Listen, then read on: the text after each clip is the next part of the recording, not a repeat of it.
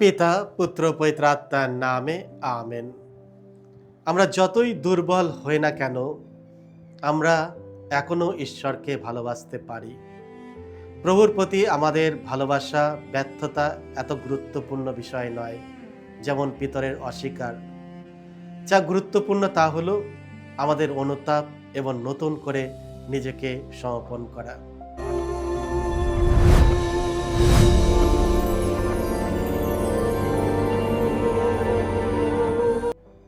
খ্রিস্টতে আমার পরম প্রিয়জনেরা, আজ মে মাসের 22 তারিখ, পুনরুদ্ধারের সপ্তম সপ্তাহ, শুক্রবার।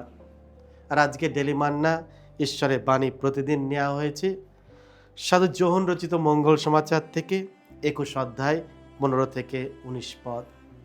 এসে আমরা ভক্তিভাবে আজকের এই বাণীটি শুনি। মৃতদের মধ্য থেকে পুনরুত্থিত হওয়ার পর যিশু একদিন শিষ্যদের দেখা দিলেন টাইবেরিয়াস সাগরের তীরে। সেখানে তিনি সিমন পিতরকে জিজ্ঞেস করলেন, যোহনের ছেলে সিমন, তুমি কি আমাকে ওদের চেয়ে বেশি ভালোবাসো? পিতর উত্তর দিলেন, হ্যাঁ প্রভু, আপনি তো জানেন আমি আপনাকে ভালোবাসি। যিশু তাকে বললেন, তাহলে তুমি আমার মেষ শাবকদের দেখাশোনা করো। তারপর দ্বিতীয়বার তিনি পিতরকে একই কথা জিজ্ঞাসা করলেন, যোহনের ছেলে সিমন, তুমি কি আমাকে ভালোবাসো? পিতরও উত্তর দিলেন, হ্যাঁ প্রভু, আপনি তো জানেন আমি আপনাকে ভালোবাসি। যিশু তাকে বললেন, তাহলে তুমি আমার মেষদের পালন করো। তারপর তৃতীয়বার তিনি তাকে জিজ্ঞেস করলেন, যোহনের ছেলে সিমন, তুমি কি আমাকে ভালোবাসো? যিশু যে তাকে তৃতীয়বার তুমি কি আমাকে ভালোবাসো এমন প্রশ্ন করেছেন, তার জন্য পিতর দুঃখ পেলেন। তিনি এবার বলে উঠলেন, প্রভু, আপনি তো সবই জানেন, আপনি তো জানেন আমি আপনাকে সত্যিই ভালোবাসি। যিশু তাকে বললেন, তাহলে তুমি আমার মেষদের দেখাশোনা করো। আমি তোমাকে সত্য সত্যিই বলছি, তুমি যখন বয়সে তরুণ ছিলে তখন তুমি নিজেই কোমর বন্ধনী বাঁধতে আর যেখানে ইচ্ছে ঘুরে বেড়াতে। কিন্তু যখন তুমি বয়সে বৃদ্ধ হবে তখন তোমাকে হাত দুটি বাড়িয়ে দিতে হবে। তখন অন্য একজন তোমার কোমরে বন্ধনী বেঁধে দেবে আর তোমাকে নিয়ে যাবে এমনই জায়গায় যেখানে তোমার যাওয়ার ইচ্ছেই নেই। পিতর যে কোন ধরনের মৃত্যুবরণ করে ঈশ্বরের মহিমা প্রকাশ করবেন, যিশু এই কথা বলে তারই ইঙ্গিত দিলেন।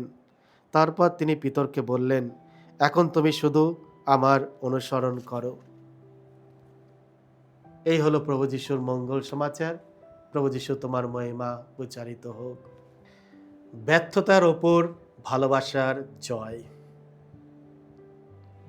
খ্রিস্ট আমার পরম প্রিয়জনেরা, আজ আমরা দেখতে পাই পবিত্র মঙ্গল সমাচারে প্রভু যিশু পিতরকে 3 বার একই প্রশ্ন করলেন, আর পিতর সেই 3 বারই প্রভু যিশুর সেই প্রশ্নের উত্তর দিলেন। যোহনের পুত্র সিমন, তুমি কি আমাকে ভালোবাসো? পিতর তাকে উত্তর দিলেন, হ্যাঁ প্রভু, আপনি জানেন যে আমি আপনাকে ভালোবাসি। যিশু তাকে বললেন, আমার মেষদের চড়াও। যিশু যেন এক প্রেমিকের মতো, যিনি তার প্রিয়জনের কাছ থেকে ভালোবাসার নিশ্চয়তা চান, যেমন তিনি পিতরের কাছ থেকেও তার প্রতি ভালোবাসার স্বীকারোক্তি চাইছেন। আমাদের ঈশ্বর একজন ব্যক্তিগত ঈশ্বর, যিনি শুধু আমাদের ভালোবাসেন না, বরং আমাদের কাছ থেকেও ভালোবাসা প্রত্যাশা করেন।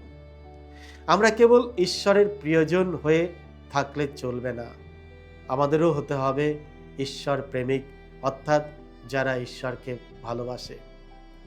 এখানে একটা জিনিস আমরা লক্ষ্য করি যে যিশু তার জনসেবা কালেই পিতরকে সেই পাথর বলে ঘোষণা করেছিলেন, যার ওপর তিনি তার মণ্ডলী নির্মাণ করবেন। কিন্তু পরে সেই পিতরই তাকে অস্বীকার করেছিলেন। তবু পুনরুত্থানের পর যিশু আবারও তাকে তার প্রতিনিধি হিসাবে প্রতিষ্ঠিত করলেন, আমার মেজদের চড়াও। এর দ্বারা বোঝা যায় পিতর অবিশ্বস্ত হলেও যিশু তার কথায় বিশ্বস্ত ছিলেন, তার দুর্বলতার ওপর বিশ্বাস রেখেছিলেন। পিতর যিশুকে অস্বীকার করেছিলেন এবং কঠিন সময়ে তার পাশে দাঁড়াতে ব্যর্থ হয়েছিলেন, তবু যিশু তার উপর আস্থা রাখলেন। 3 বার তুমি কি আমাকে ভালোবাসো জিজ্ঞাসা করে যিশু তার ভালোবাসা নিশ্চিত করলেন এবং তাকে তার মিশনের দায়িত্ব দিলেন, তার মেজদের চড়ানোর দায়িত্ব। এর দ্বারা স্পষ্ট হয় যে যিশু তার মণ্ডলী নিখুঁত মানুষের শক্তির ওপরে নয়, বরং তার প্রতি মানুষের ভালোবাসার ভিত্তির ওপর নির্মাণ করেন। কারণ খ্রিস্টের প্রতি ভালোবাসা ছাড়া আমরা তার জন্য কিছুই করতে পারি না এবং তার জন্য কিছুই হয়ে উঠতে পারি না। খ্রিস্টে আমার পরম প্রিয়জনেরা, পিতর আমাদের জন্য এক মহান উদাহরণ। আমাদের দুর্বলতা ও ব্যর্থতা সত্ত্বেও আমরা ঈশ্বরকে ভালোবাসতে পারি। পুনরুত্থানের পরে যিশু পিতরকে জিজ্ঞাসা করেনি, তুমি কেন আমাকে অস্বীকার করলে, বরং তিনি জিজ্ঞাসা করেছিলেন, তুমি কি আমাকে ভালোবাসো? আমাদের ঈশ্বর আমাদের অতীতের পাপ নিয়ে বেশি চিন্তিত নন, তিনি আমাদের বর্তমান ভালোবাসা নিয়েই আগ্রহী। আমরা যতই দুর্বল হই না কেন, আমরা এখনো ঈশ্বরকে ভালোবাসতে পারি। প্রভুর প্রতি আমাদের ভালোবাসা ব্যর্থতা এত গুরুত্বপূর্ণ বিষয় নয় যেমন পিতরের অস্বীকার। যা গুরুত্বপূর্ণ তা হলো আমাদের অনুতাপ এবং নতুন করে নিজেকে সমর্পণ করা। আমরা হয়তো 10 বার পড়ে যেতে পারি, কিন্তু আমাদের 10 বার আরও শক্তিশালী হয়ে উঠে দাঁড়াতে হবে সাহসের সঙ্গে। প্রভু আমাদের ব্যর্থতা দেখেন না, তিনি দেখেন তার প্রতি আমাদের ভালোবাসার চেষ্টা ও টান। তাই তিনি আমাদের আরেকটি সুযোগ দেন, যেমনটি তিনি পিতরকে দিয়েছিলেন। খ্রিস্টে আমার পরম প্রিয়জনেরা, আমাদের দোষ ও ব্যর্থতা যেন আমাদের নিরাশ না করে। আমরা যখন ঈশ্বরের প্রতি আমাদের ভালোবাসা প্রকাশ করি, তখন তিনি আমাদের দুর্বলতার মধ্যেই তার শক্তি প্রকাশ করেন। আজ প্রভু যীশু যদি আমাদের একই প্রশ্ন করেন, যে প্রশ্ন তিনি পিতরকে করেছিলেন 3 বার, জনের পুত্র শিমন, তুমি কি আমাকে ভালোবাসো? খ্রিস্টে আমার পরম প্রিয়জনেরা, আমারও তোমার উত্তর কি হবে? আজ প্রভু যীশুকে পিতরের মতো আমাদের ভালোবাসা প্রকাশ করি। হ্যাঁ প্রভু, তুমি তো জানো আমি তোমাকে ভালোবাসি। আমরা কি বলতে পারবো না? আমরা মুখ দিয়ে প্রভুকে সে ভালোবাসা প্রকাশ করতে পারবো না? এসো আমরা আমাদের কাজের মধ্য দিয়ে, তার অনুগতের মধ্য দিয়ে, তাকে অনুসরণের মধ্য দিয়ে আমরা আমাদের ভালোবাসা প্রভু যীশুর প্রতি প্রকাশ করি আজকাল এবং যতদিন আমরা এই পৃথিবীতে বেঁচে থাকব। সকলকে জয় যীশু। ঈশ্বর আপনাদের সকলকে আশীর্বাদ করুন।